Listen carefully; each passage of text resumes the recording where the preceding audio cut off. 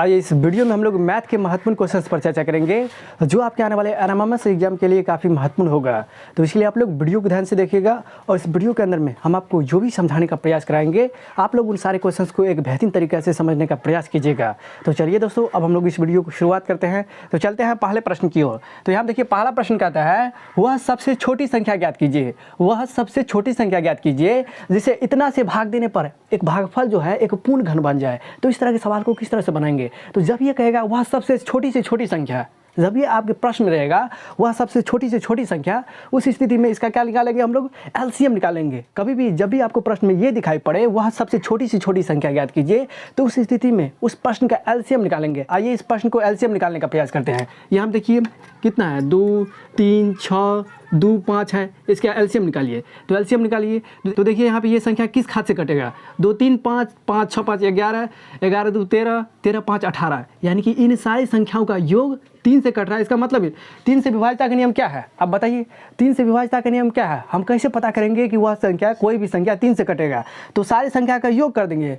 सारे संख्या का योग यदि 3 से कटता है तो वह 3 से कटेगा। यहाँ देखिए 2 3 5 6 5 11 2 13 13 5 18, ये सारे संख्या का योग 18 हुआ। 18 3 से कटता है, इसका मतलब ये भी 3 से कटेगा। अब देखिए यहाँ पे 3 6 18 3 7 21 3 7 21, यहाँ देखिए तो 2 बच जाएगा। 3 8 24, यहाँ देखिए 2 से बच जाएगा। इसके बाद देखिए 3 7 21, इसके बाद देखिए 3 5 15, इसके बाद देखिए 8 7 15 15 5 20 2 22 और 22 5 27 3। यहाँ देखिए ये सारी संख्या का योग अभी भी 3 से कट रहा है। इसका मतलब फिर ये 3 से कटेगा। किसी भी संख्या के बारे में पता करना है कि वह 3 से कटेगा कि नहीं कटेगा, उस स्थिति में क्या करते हैं? सारी संख्या का योग करते हैं। जब ये सारी संख्या का योग करेंगे, अगर 3 से कट जाता है तो 100% वह 3 से कटेगा ही। यहाँ देखिए 3 दूना 6, इसके बाद देखिए 3 6 18, 3 दूना 6 3 5 15, फिर इसके बाद देखिए 6 2 8 8 2 10 5 15, फिर ये 3 से कटेगा क्योंकि सारी संख्या का योग 3 से कट रहा है। इसके बाद देखिए 3 8 24 3 8 24 3 7 21, इसके बाद देखिए 3 5 15। अब इसके बाद देखिए 8 7 15 5 20, अब देखिए ये 3 से नहीं कटेगा। अब देखिए 5 से काटते हैं। 5 1 5, जिस संख्या का इकाई अंक 0 रहे और 5 रहे वह अवश्य ही 5 से कटेगा। किसी भी संख्या को पता करना है कि वह 5 से कटेगा कि नहीं कटेगा, तो उस संख्या के इकाई अंक में 0 रहना चाहिए, यानी तो 5 रहना चाहिए। 0 और 5 रह जाएगा तो उस स्थिति में वह 5 से कटेगा ही। यहाँ देखिए इसके इकाई अंक में क्या है? 5 है, तो इसका मतलब 5 से कटेगा। 5 1 5, 8 में से 5 गया 3 और 7 5 7 35 और 5 25, इसके बाद देखिए 5 3 15, 17 में से 15 गया 2 और 5 25, इसके बाद देखिए 5 7 35। आप देखिए इसको किस तरह से लिख सकते हैं? 3 गुना 3 गुना 3 गुना 5 गुना 5 गुना 5 गुना 7। यहाँ देखिए 3 का घन मिल रहा है, 5 का भी घन मिल रहा है। घन का मतलब क्या हुआ? कोई भी संख्या का 3 बार आना है। यहाँ देखिए 3 3 बार आया है, 5 भी 3 बार आया है, लेकिन 7 3 बार आया है नहीं ना आया है। यही इसका आंसर हो जाएगा। यानी कि इसका आंसर कितना आ गया? 7। यानी कि जब भी आपके प्रश्न में इस तरह से क्वेश्चन आ जाए कि वह सबसे छोटी से छोटी संख्या ज्ञात कीजिए, जब ये आपके प्रश्न में आ जाएगा ना सबसे छोटी से छोटी संख्या ज्ञात कीजिए, उस स्थिति में उस प्रश्न का एलसीएम निकालेंगे। एलसीएम निकालने के बाद फिर देखेंगे किसका एक पूर्ण घन नहीं है। यहाँ देखिए 3 का एक पूर्ण घन है, 5 का भी एक पूर्ण घन है, लेकिन 7 का नहीं है, इसलिए 7 आंसर आ गया। यानी कि इस 7 लेके इसमें भाग देंगे, 7 लेकर के इसमें भाग देंगे तो इसका भागफल एक पूर्ण घन आ जाएगा।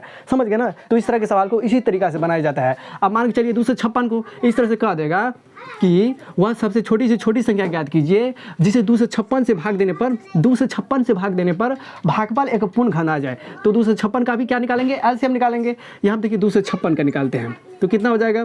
2 1 2 2 2 4 2 8 16 2 6 12 2 4 8 32 2 64 हो जाएगा। इसके बाद देखिए 2 16 2 32 2 8 16 2 4 8 2 2 4।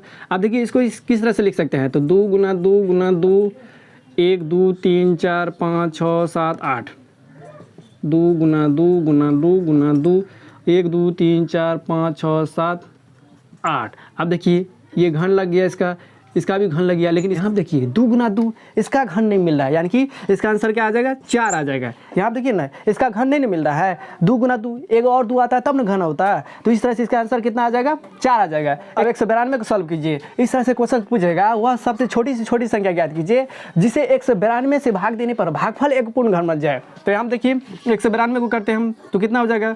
2 9 18 2 6 12 2 4 8, इसके बाद देखिए 24 दूना 48 12 दूना 24 2 6 12 2 3 6। अब इसको किस तरह से लिख सकते हैं? 2 गुना 2 गुना 2 1 2 3 4 5 6 1 2 3 4 5 6 गुना 3। अब देखिए यहाँ पे इसका तो पूर्ण घन मिल रहा है, इसका भी मिल रहा है, लेकिन इसको नहीं मिल रहा है, इसका नहीं मिल रहा है, यानी कि 2 को 3 और होना चाहिए पूर्ण घन होने के लिए, जो कि यहाँ पे है नहीं, यानी कि इसका आंसर कितना आ जाएगा 3 आ जाएगा। मान के चलिए 3 गुना 3 आता, तो 3 गुना 3 आता, एक और होना चाहिए पूर्ण घन होने के लिए, तो इस स्थिति में इसका आंसर कितना आ जाता है 9 आ जाता है। देखिए यहाँ पे जब भी रहेगा 2 को 3, तो पूर्ण घन बनने के लिए एक और 3 होना चाहिए, तो इस स्थिति में जब भी इकाई अंक में 3 गुना 3 रहेगा, यानी तो 2 गुना 2 रहेगा, यानी कि जब भी मतलब कि किसी भी संख्या को घन बनने के लिए उसी संख्या को 3 बार आना चाहिए, जब 2 बार रहेगा तो गुना करके लिख देंगे, वही आंसर आ जाएगा। तो इस तरह से आप लोग इन सारे सवाल को एक बेहतरीन तरीका से सॉल्व करने का प्रयास कीजिएगा, आपके एनएमएमएस एग्जाम के लिए काफ़ी महत्वपूर्ण रहेगा, समझ गए ना। यदि आप लोग मैथ में बेहतर करना चाहते हो और आप लोग चाहते हो कि एनएमएमएस एग्जाम में मैथ का एक भी प्रश्न नहीं छोड़े, तो यहाँ से हम जो भी आपको बता रहे हैं उन सारे क्वेश्चन को एक बेहतरीन तरीका से देखने का प्रयास कीजिएगा और उसको एक बेहतरीन तरीके से समझने का प्रयास कीजिएगा।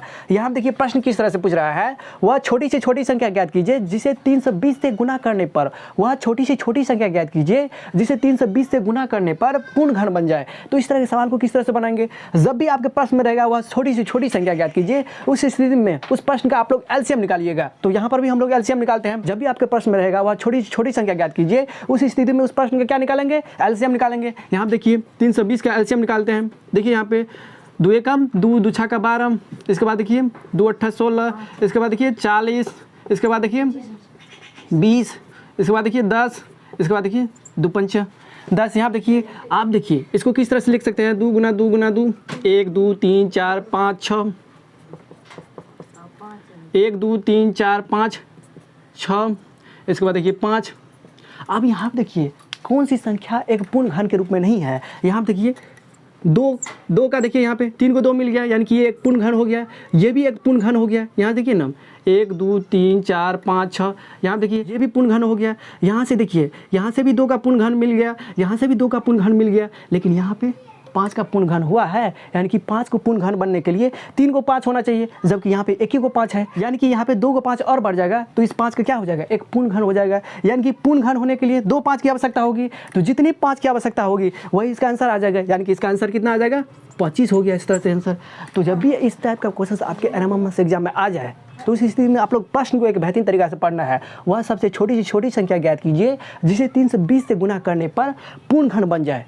तो छोटी से छोटी संख्या ज्ञात करना है, तो उस स्थिति में एक बात तो तय है, छोटी छोटी संख्या एलसीएम होती है, तो इसका एलसीएम निकालेंगे। एलसीएम निकालने के बाद देखेंगे कौन सी संख्या का एक पूर्ण घन नहीं मिल रहा है। यहाँ देखिए 5 का पूर्ण घन नहीं मिल रहा है, क्योंकि घन होने के लिए किसी भी संख्या को 3 बार होना चाहिए, जबकि यहाँ पे 5 एक ही बार है। तो 5 कितना बार और हो जाएगा, जिससे 5 एक पूर्ण घन हो जाए, तो 2 बार, यानी कि 5 गुना 5, यहाँ पर 2 है, यहाँ पर 1 है, इस तरह से 5 का एक पूर्ण घन हो जाएगा, यानी कि यहाँ पे 2 5 की आवश्यकता होगी। 2 5 का मतलब 5 गुना 5, यानी कि 25 हो गया। इस तरह से इस प्रश्न का आंसर है। आप देखिए 2 से 43 को सॉल्व कीजिए, इस तरह से दे देगा। वह सबसे छोटी से छोटी संख्या ज्ञात कीजिए जिसे 2 से 43 से गुना करने पर वह एक पूर्ण घन बन जाए। 2 से 43 का भी एलसीएम निकालेंगे, तो देखिए यहाँ पे 3 8 24, 3 1 3, 27 3 81, 3 नंबर 27। आप देखिए यहाँ पे 3 गुना 3 गुना 3 गुना 3, 1 2 3 4 5, 1 2 3 4 5।